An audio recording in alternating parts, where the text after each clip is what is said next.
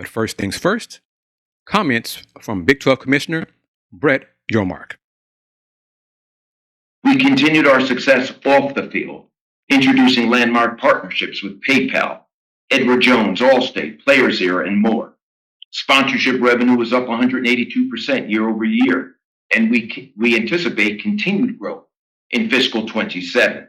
This season would not have been a success without our media partners, and I am grateful for their collaboration and how they showcased our great programs and student athletes. We hosted a record-setting 11 pregame shows this year between Fox Big Noon Kickoff and ESPN College Game Day. Both our men's and women's basketball championship games were the most watched on record for the league. Our exposure has never been better, with more Olympic sports carried on linear platforms than ever before, further increasing our league's visibility. We had the most watched Big 12 championship softball game ever on ESPN, and earlier this year had the two most watched regular season wrestling matches in ESPN history. We've exceeded my expectations across marketing, promotion, and storytelling, and had another great year engaging with our fans through digital and social media. We continue to be the second most followed conference on Instagram and Twitter, showing our continued momentum and reach. And at our core, we are in the service of student athletes. We have a 90% student athlete graduation rate with a conference average 3.38 GPA, and 16% of our student athletes have 4.0s. While it was a positive year for the Big 12 on and off the field, we still have a lot of work to do, which was discussed over 4 great days and meetings here in Frisco. Our football and men's and women's basketball head coaches were here, alongside our ADs, board members, SWAs, FARs, as well as many student athletes. Throughout the week, we spent time collaborating on key issues, engaging in pivotal discussions and planning for our future. There was a lot of discussion around the CFP and what's the right number moving forward. It's clear our coaches want a 2014 format, but we need to do the work around the economics and make sure we address any unintended consequences.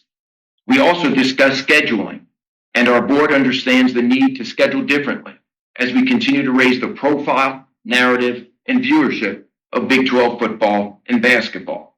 This might mean potentially going to 20 men's basketball conference games and 10 conference football games in the near future, but that will need to be further explored and discussed.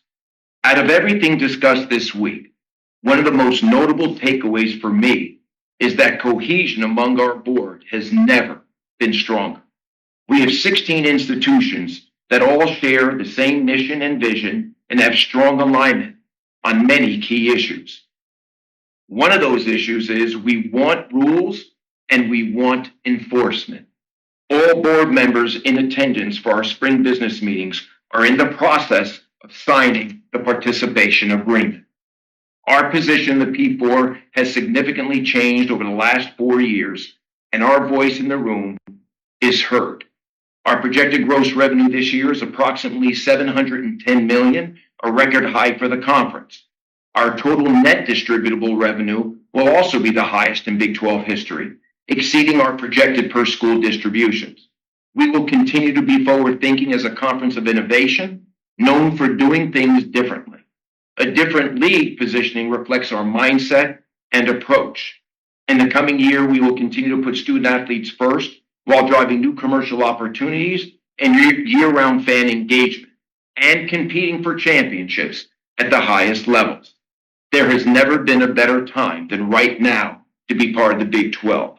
We're in the value creation business. How do we create value for our member institutions and better resource them?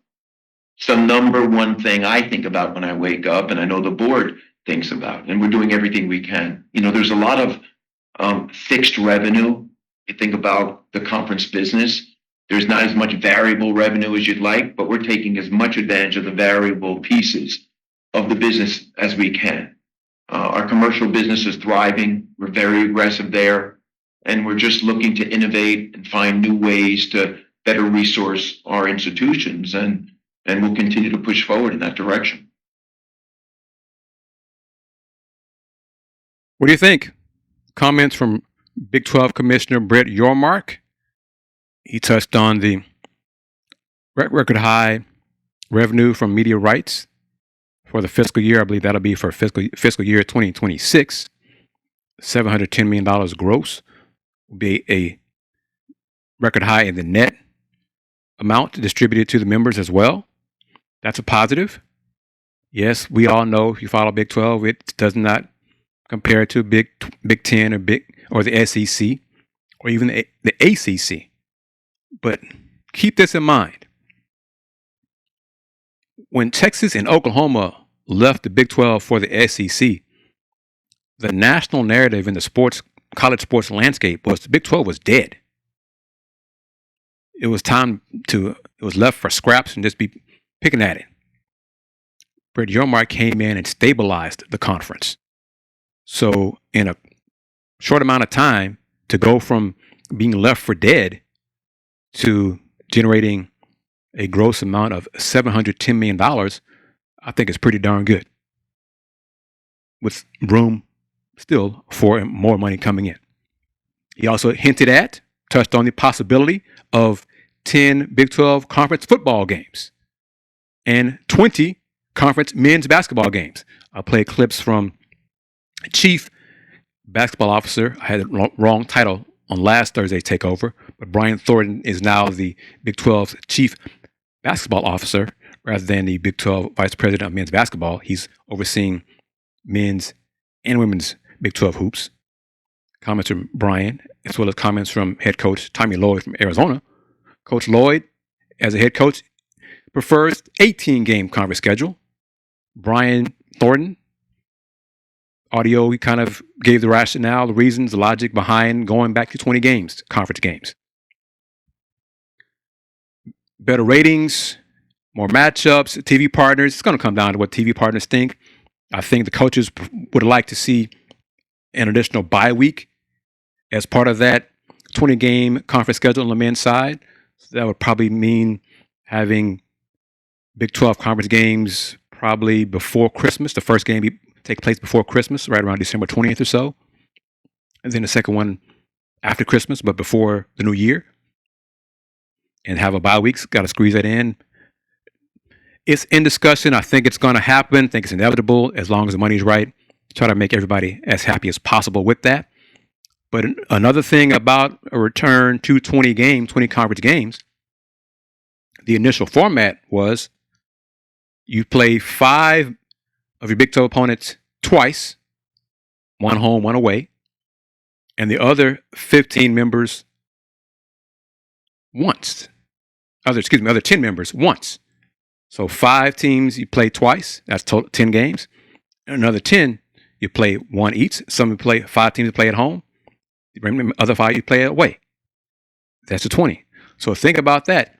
You get 5 teams you're playing twice. So that could mean Houston KU twice a year. Houston Iowa State twice a year. Houston Arizona twice a year. Houston Texas Tech twice a year. So there, from a fan perspective, that sounds great. From a coach's perspective, that's a lot. That's a lot to ask of my players and my team and my staff.